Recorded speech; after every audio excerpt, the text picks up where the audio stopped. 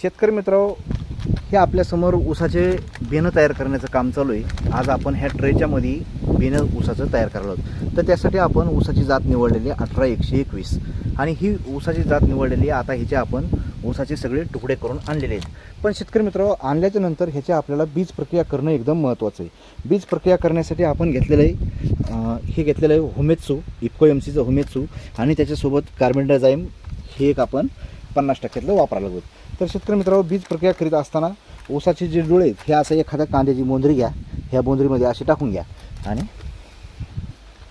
आणि जे आपलं जे बीज प्रक्रिया करण्यासाठी जे आपण बुरशीनाशकचं पाणी केलं आहे त्या पाण्यामध्ये एकदम सोप्या पद्धतीने हे नुसतं असं आतमध्ये सोडून द्या आणि ह्याला एक ते 2 मिनटं असं भिजत राहू द्या आणि भिजणं झाल्याच्या नंतर हे आपलं काढून घेऊन त्याची आपण ऊसाची रोपाची लागण आपण करू शकता।